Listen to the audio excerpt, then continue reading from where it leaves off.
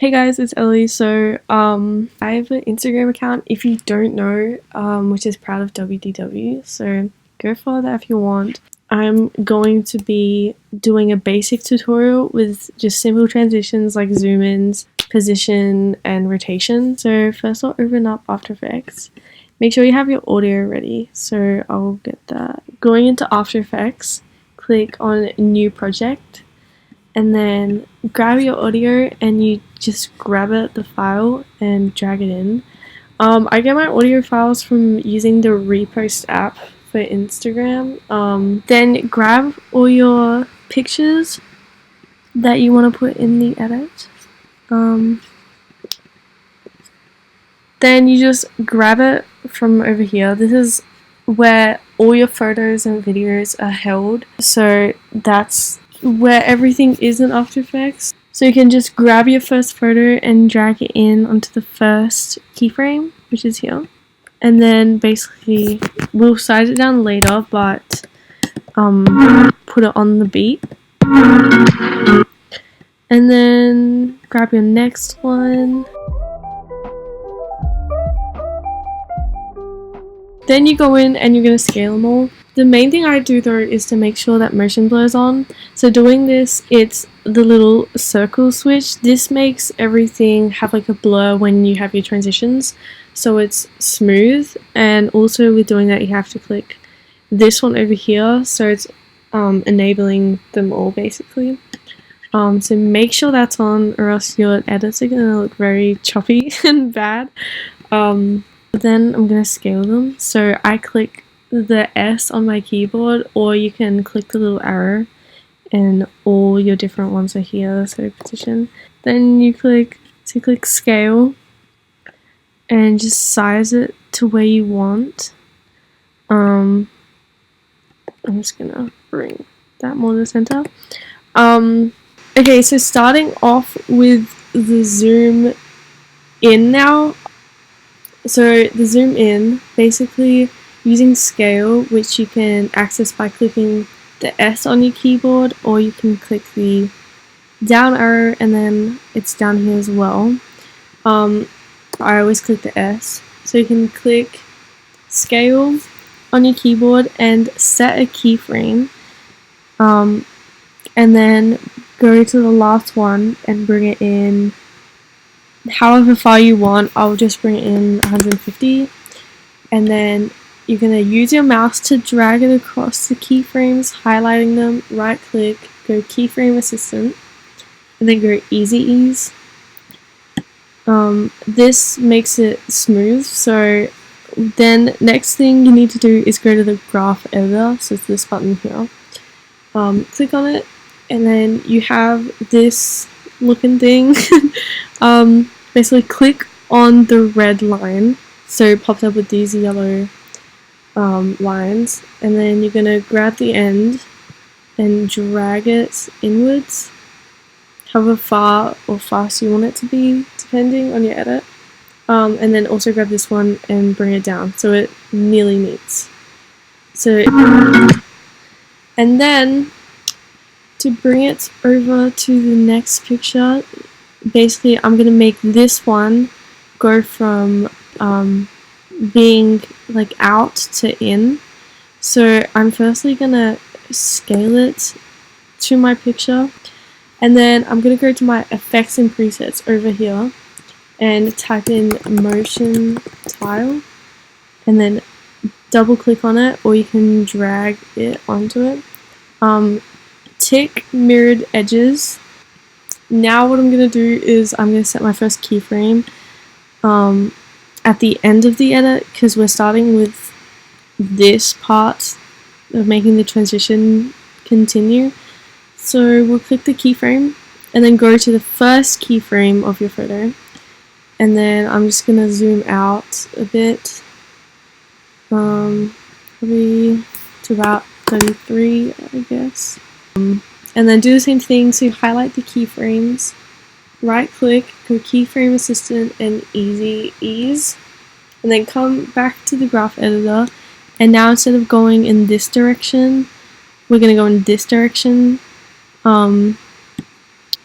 And once again, I'm just going to meet it at the keyframes. So yeah, so then this is how it's going to look now.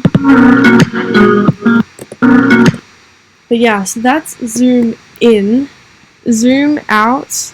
I'm now going to come up to layer, click new, and then go to null object. This is basically another layer for your edit, so you can add more transitions onto it, because by cutting your pictures, basically you go Command Shift D on your keyboard, so this splits it, and then you can just delete that part. So do it again, Command Shift D, and then delete that.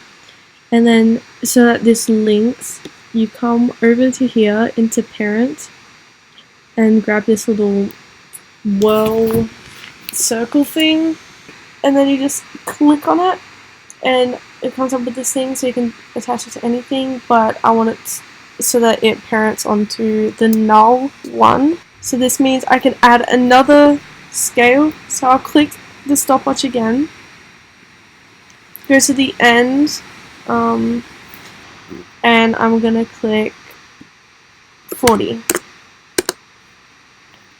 And then I'm going to highlight my keyframes, right click, go keyframe assistant and easy ease, and then click the graph editor and adjust these so it zooms out at the end. So now you have this, you're going to go to the next picture, and this is going to be starting from zoomed in and then come to zoom out. So you add your motion tile, which I've already done. So clicking the mirrored edges and adding 400 to width and height. And then click S on your keyboard or use the arrow. Click the keyframe and then come to the start. And then I'm gonna have it zoomed in, so I'm gonna zoom in to about 130. So it would be like that. You can add it. I think I'm going to 160 maybe. And then highlight them.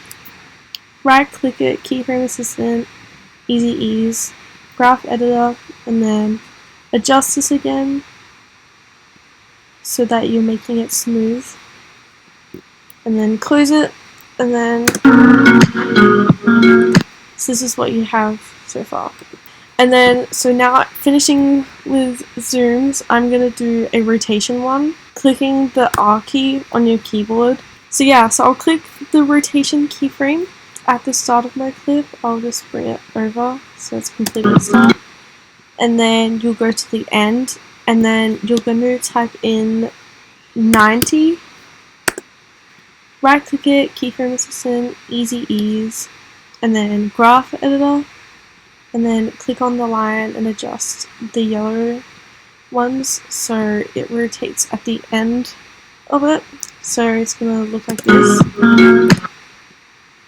So yeah, and then you're going to continue that on to keep it smooth, obviously.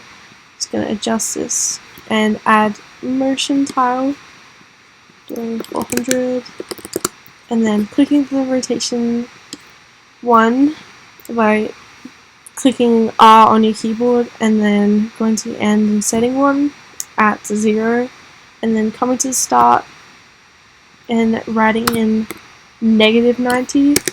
By writing -90, basically it keeps the rotation going, like this. So then you write in -90, and then highlight them, right click it, keyframe assistant, and easy ease.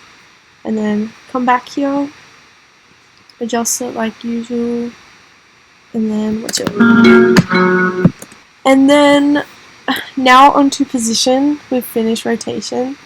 You're gonna click P on your keyboard and then click the stopwatch again to set a keyframe. So you're just gonna have it around there, and then I'm going to zoom to the right, so bring it over. So then obviously put the keyframe at the end, highlight them both, right click it, keyframe assistant, easy ease, and then gonna go over here.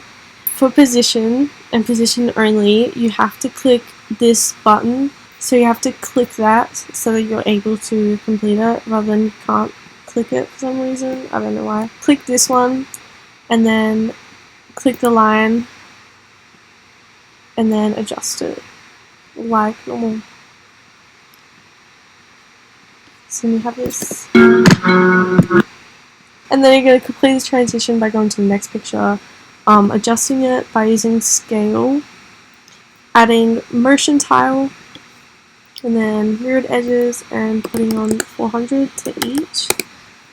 And then click P on your keyboard, and then click the keyframe at the end of your picture, and then go to the first keyframe, and then because we're going that way, we're going to want to go bring the picture over here so that it continues on with the position. So then you right click it, keyframe assistant, easy ease, and then graph editor, and then click this button again with the X, Z, Y again, so you're able to complete this with graph editor, and then grab the yellow lines and bring them up to meet each other.